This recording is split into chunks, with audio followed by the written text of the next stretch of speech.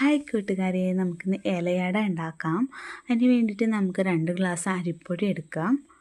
അതിലേക്ക് കുറച്ച് ഉപ്പ് ആഡ് ചെയ്ത് കൊടുക്കാം. ഇനി നമുക്ക് ഉള്ളിൽ ഫില്ല് ചെയ്യാൻ വേണ്ടിയിട്ട് നാളികേരം, പിന്നെ ശർക്കര, ഏലക്കായും ചേർത്തിട്ട് ഒന്ന് ഇടിച്ചെടുക്കാം. മെൽറ്റ് ചെയ്തിട്ട് വേണമെങ്കിൽ ശർക്കര ആഡ് ചെയ്യാം.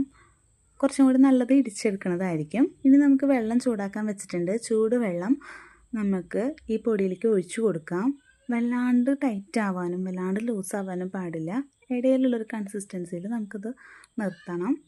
എന്നാലേ മാവ് നന്നായി പരത്താൻ പറ്റുള്ളൂ. കണ്ടോ, നല്ല രീതിയിൽ നമ്മൾ കുഴച്ചെടുത്തിട്ടുണ്ട്. ഇനി നമുക്ക് ആവശ്യമുള്ള ഇലകൾ എടുത്തിട്ട് നമുക്ക് പരത്തിയെടുക്കാം. ഇതിലേക്ക് മാവ് ഒരു വെള്ളം വെക്കുന്നത് നല്ലതായിരിക്കും ഒരു പാത്രത്തിൽ. അപ്പോൾ നമുക്ക് മാവ് കൈമേലധികം ഒട്ടിപ്പിടിക്കില്ല. ആവശ്യത്തിനുള്ള വലുപ്പത്തിൽ പരത്തിയെടുക്കാം. ഇനി അതിൻ്റെ ഉള്ളിലേക്ക് ഫിൽ ചെയ്യാൻ വേണ്ടി നേരത്തെ നമ്മൾ ഇടിച്ച് വെച്ചിട്ടുള്ള ശർക്കരയും ഏലക്കായും നാളികേരം ചേർന്നിട്ടുള്ള മിക്സ് വെച്ച് കൊടുക്കാം.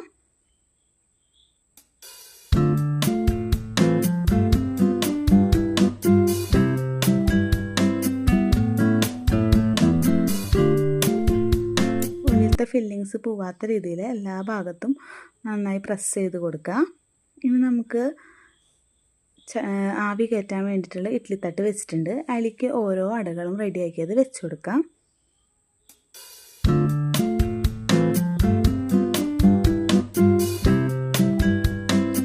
അട വെന്ത് വരുന്ന വരെ നമുക്ക് വെയിറ്റ് ചെയ്യാം.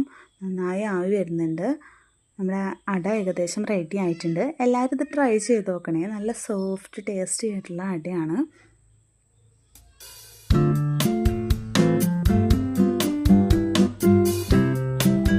എല്ലാവരും ചാനൽ ലൈക്കും സബ്സ്ക്രൈബും ചെയ്യണേ, സപ്പോർട്ട് ചെയ്യണേ.